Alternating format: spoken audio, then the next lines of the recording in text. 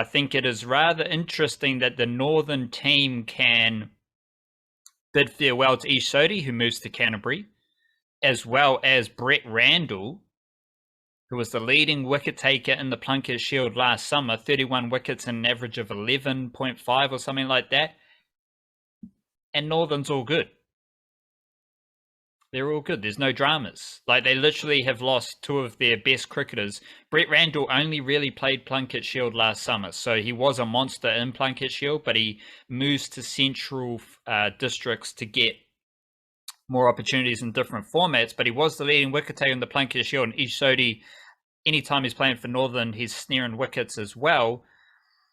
And Northern just all good. Like, in those specific roles, Northern have Joe Walker and Freddie Walker, who have sat behind Sodhi and Santner in the spin department for at least 5 years. I think Joe Walker's been there as long as Santner and Sodhi, if not longer.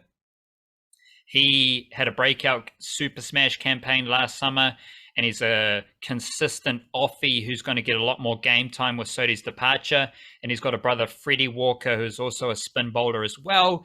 And Northern have Tim Pringle on the rise. I think he's got a contract for the first time, and he is a up-and-coming spinner in the Northern ranks who should get some game time depending on what the Walker brothers are up to. So Northern have 3 decent spinners there to fill the void left by Ish Sodhi.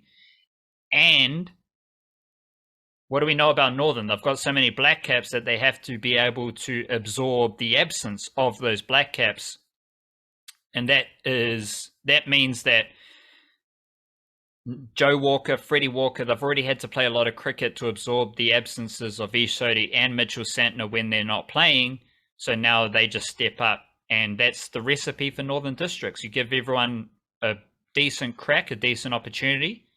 And then when it's time to, they are ready to step up.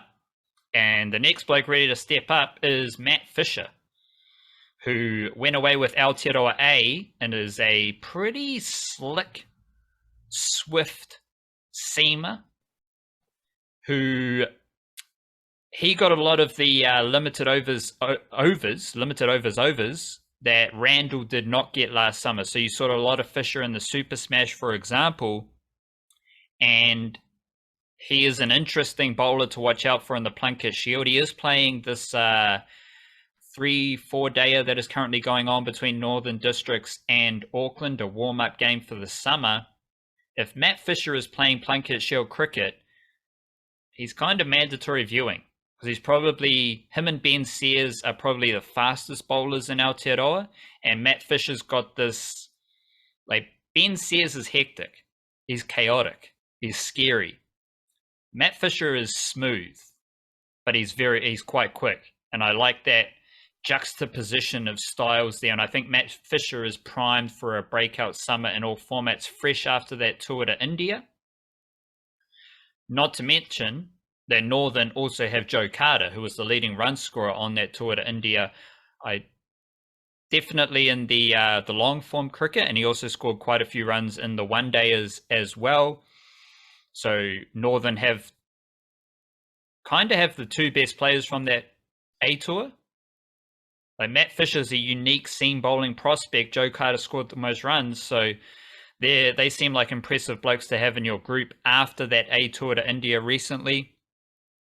Massive fan of Kartini Clark and is batting up the order. Christian Clark is another young character as well, all-rounder who can open the bowling for Northern Districts.